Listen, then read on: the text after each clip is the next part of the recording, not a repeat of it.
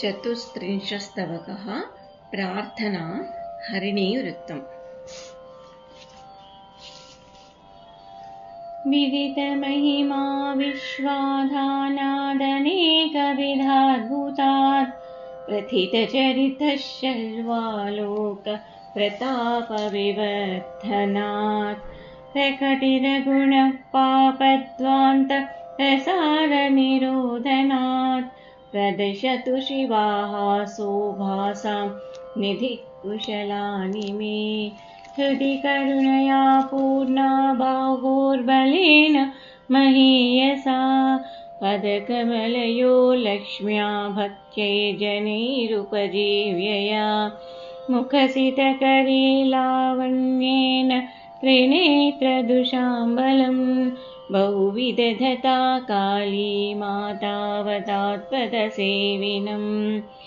जगदधिपया सिद्धं द्रोग्ध्याथवोत्तरसज्ञया मुनिजननुतं देवी मन्त्रं जपेद्यदि मानवः।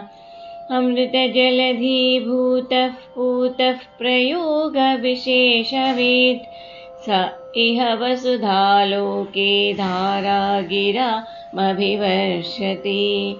इममभिमुखीभूता शातोदरी कमलालया हयगजघटा पूर्णाभ्यर्णं समेत्य निषेवते।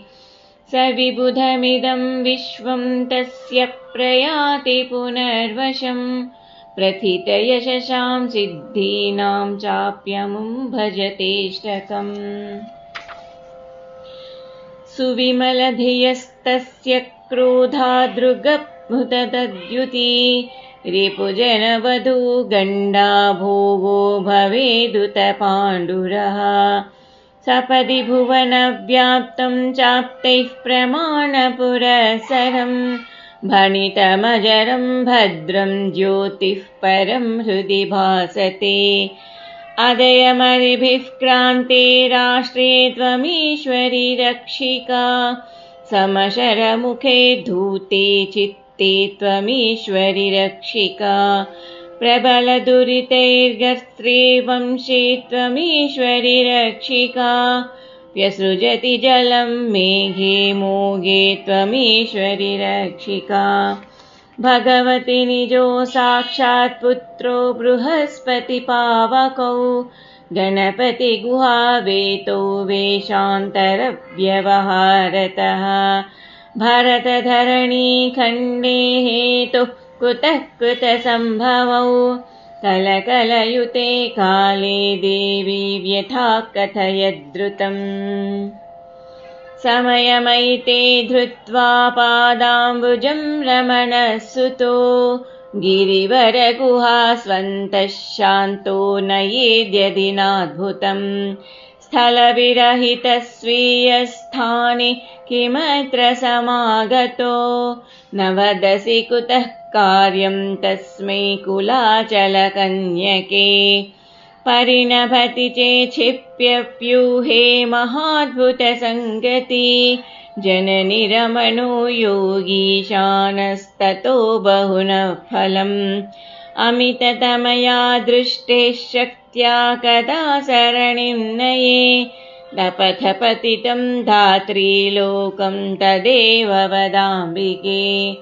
अहमिह कुतो हेतोर्जातो विषण्णतमे स्थले चरणकमलच्छाया मायाधिराज्ञिः विहायते।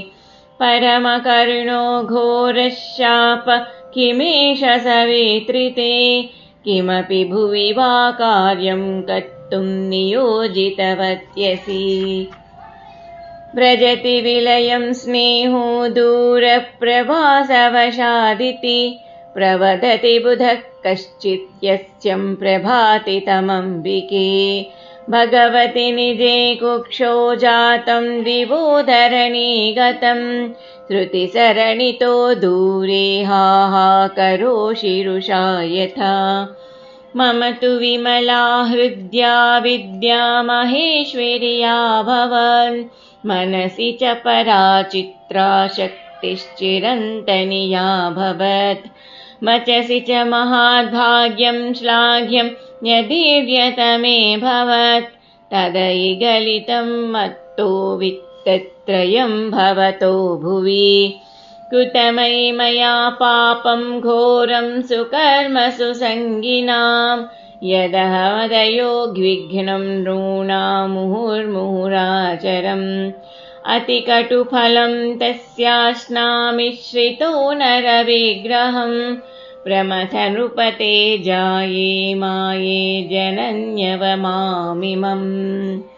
न भवसि भृशोद्मार्गे लोकाधिराज्ञि कुतो गिरो न च बहुकृपे स्वप्ने वा त्वं प्रयच्छसि दर्शनम् अपनयसि नो सन्देहं वा परोक्षकृपावशा दुरिसुरनुते लग्ना कार्यान्तरे किमुतादया निरवधि शिवे माहात्म्यं ते भणन्ति महर्षयो मनसि करुणानन्यूना ते यथा प्रथिता कथाः तदिदमखिलं मिथ्या स्यादित्यत्साध्यमुदीरितुं यदसि विमुखी पुत्रे किं वा भवेदिह कारणम् भुवनभरणं नाल्पं कार्यं न देवि तव क्षणो गुरु च बहुलं कृत्यं नित्यं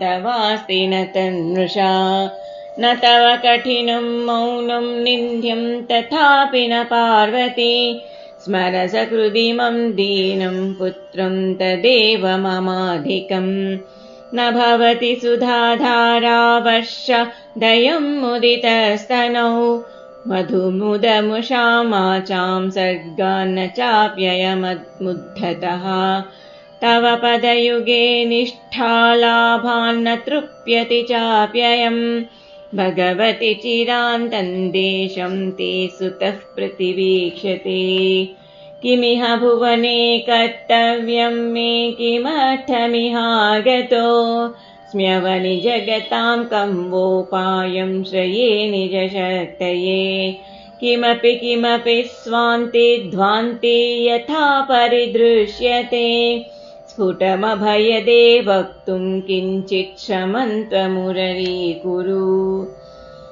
न मम परमे मुक्तावाशा न वा विभवाष्टके न च गजघटा पूर्णायां वा महेश्वरि सम्पदि न च मधुमुचां वाचां सर्गे निरर्गलवैभवे मुनिभुवि कुतो जातः सोऽहं तदेव समेर्यताम् प्रथममनघं वाञ्छां यन्नं सदारसुतातिथेः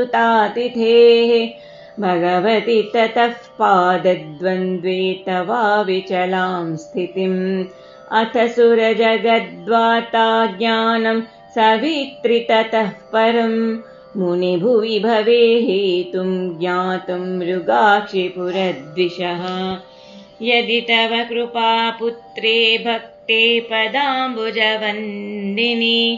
व्रतशतकृशे शीशां भोजामृतं त्वयि जुह्वति भरतधरणी सेवालोले भव प्रियभामिनि स्वयमुपदिशामुष्मै योग्यं विधानमनादिलम् जननि जगतां स्वल्पे कामेऽप्ययं त्वयि लम्बते पुरभिदबले मध्ये कामे त्वयलम्बते बहुलकरुणे श्रेष्ठे कामेऽप्ययं त्वयि लम्बते भगवति परे वीते कामेऽप्ययं त्वयि लम्बते तनुभुवि मयि प्रीत्वा वाम्बत्रिलोकविधायिके पदयुगरते वात्सल्याद्वा पुरारे पुरन्द्रिके स्वमिलयशोकानाशक्ते कृपावशतोऽथवा परुषमजरे मौनं त्यक्त्वा स्फुटीकुरु मे गतिम् जयतु भरतक्षोणीखण्डं विषादविवर्जितम् जयतु गणपस्तस्य क्षेमं विधातु मनामुनिः जयतु रमणस्तस्याचार्यो महर्षिकुलाचलो जयतु तयोर्माता पूता महेशविलासिनी